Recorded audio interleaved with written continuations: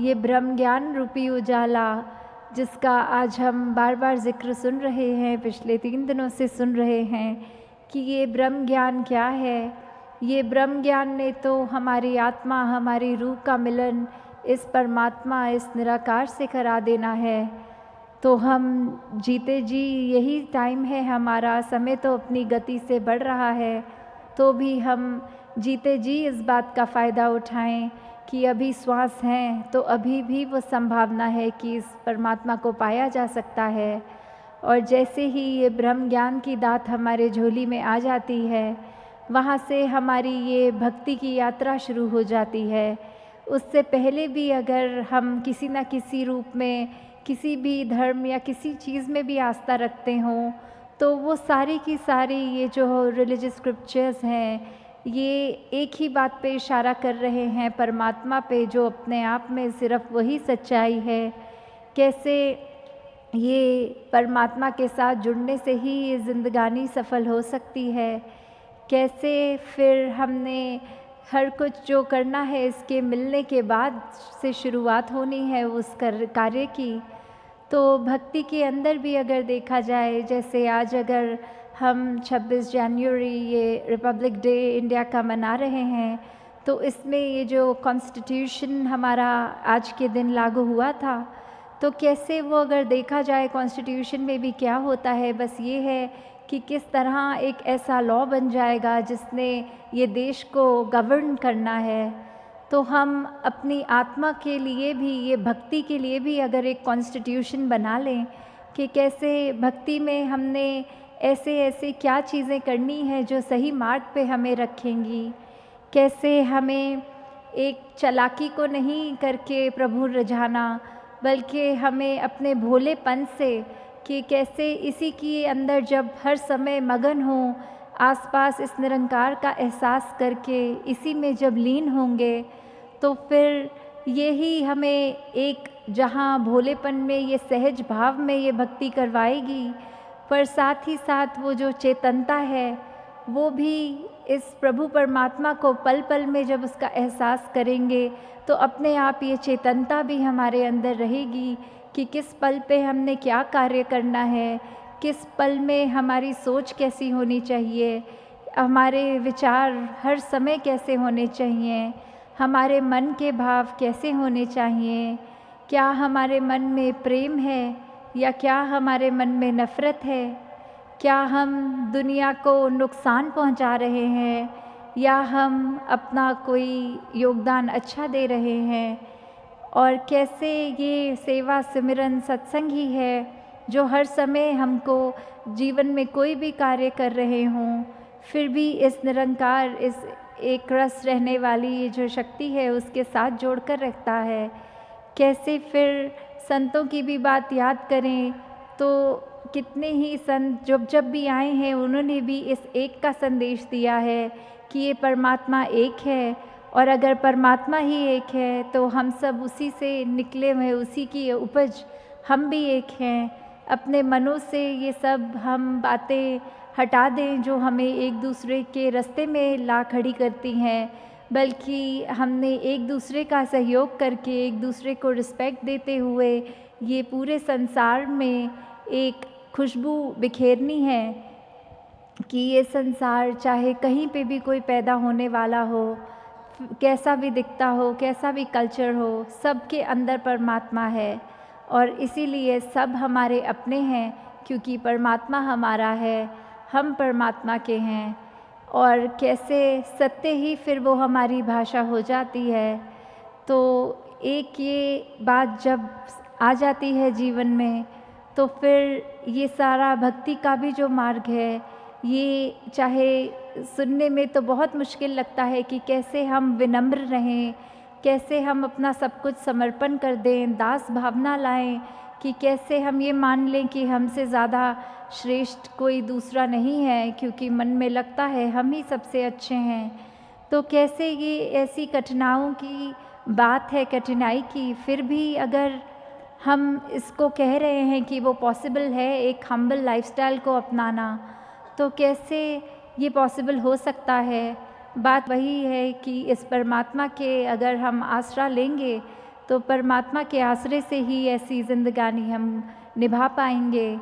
कैसे हम असली रूप में मानव बनेंगे, क्योंकि अच्छे इंसानों को तो दुनिया में उनकी बहुत ही ज़रूरत है। तो कैसे हम अगर ये कहें कि इस संसार में हर कुछ अपने नियम से चलता है, ये सनराइज़ भी होगा, सनसेट भी होगा, सब अपने अपने समय से होता है।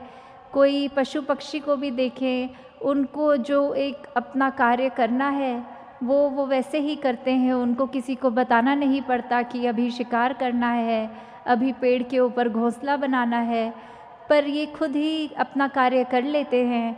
तो फिर क्यों इंसान को ही ये कहा जाता है कि अपना कार्य ठीक से करो। इंसान हो तो ये मनुष्य वाले मानवीय गुण अपने जीवन में लाओ। कैसे अपने दिल को विशाल बनाओ कि किसी का कुछ कहा हमें वो सताए ना, हम किसी के लिए जीवन में कष्ट ना ज़बरदस्ती उनको दें। कैसे हमने अपने हर सांस में फिर ये जो ब्रह्म ज्ञान द्वारा जो फिर जीवन के अंदर आनंद की अवस्था आएगी, कैसे इस आनंद की अवस्था में ही फिर हमें हर समय विचरण रहना है। और वो कोई मुश्किल टास्क की तरह नहीं होगा, वो फिर बहुत ही स्मूथ एक सहज भाव में ये आनंद अपने जीवन में आते ही वो सारा जीवन आनंद की एक लहर में ही हमारा बीत जाएगा। कि अगर हम देखें तो एक डॉक्टर को अगर ये पता है कि कोई अगर बीमारी किसी की कैसी है तो वो उसके हिसाब से ही दवाई देता है। तो अगर यही हम देखें कि परमात्मा हमारे को जानता है तो हमारी ज़िंदगी भी हम उसके हिसाब से जो ठीक है हमारे हिसाब से वैसे ही दी है। चाहे वो डॉक्टर की दवाई कई बार इतनी कड़वी भी लगती है, पर ये डॉक्टर को ये पता है कि ये दवाई कड़वी अगर मैं इस मनुष्य को दूंगा तो उसने इसी कड़वी दवाई से ठीक होना है। और फिर चाहे वो उस इंसान को दवाई का स्वाद अच्छा ना भी लगे तो भी वो कड़वी इस विश्वास के साथ खा लेता है दवाई के इससे ही ठीक होना है, विश्वास रखता है वो डॉक्टर पे। तो फिर हम परमात्मा पे विश्वास क्यों हटा देते हैं कि ये परमात्मा ने हमारे जीवन में कड़वी स्थिति रख ली है, हमारे हिसाब से कुछ नहीं हो रहा है। तो परमात्मा ने जहाँ हमारे लिए अगर जीवन में हमारी ज़रूरतें परमात्मा से ज़्यादा किसी को नहीं पता, ये निरंकार ही जानता है कि हमारी चाहे हसरतें कितनी भी होंगी पर ज़रूरत जितनी है उतना ही हमें इस ज़िंदगी में देगा, ताकि वो हमारे लिए ही सुधार होता रहे, हमारे लिए वो सुखदाई बन के वो वस्तु रहे। और कैसे हम आज यहाँ अभी और भी अनाउंसमेंट सुन रहे थे कि अभी अगला समागम जो औरंगाबाद का ज़िक्र हुआ वहाँ पे भी होगा।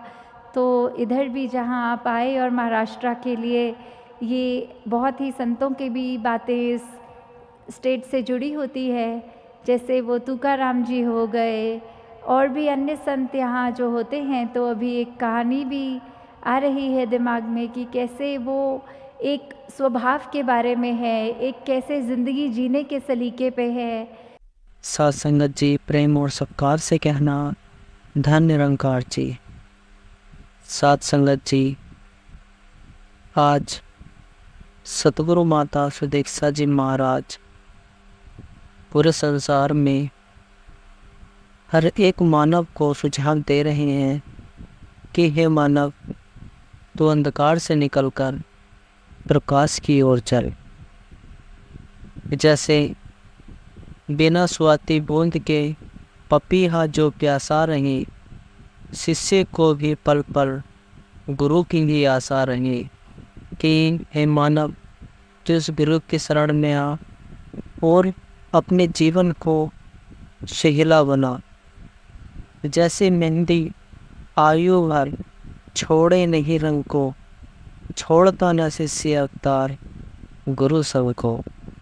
तो प्यारी साथ संगत, केवल कहने का भाव यही नहीं कि हमें इस निराकार परमात्मा के चरणों से लगकर एक दूसरे के साथ प्रेम भाव से रहकर अपने जीवन को सुखी बनाना है, क्योंकि हर काम इस परमात्मा ने ही करने हैं।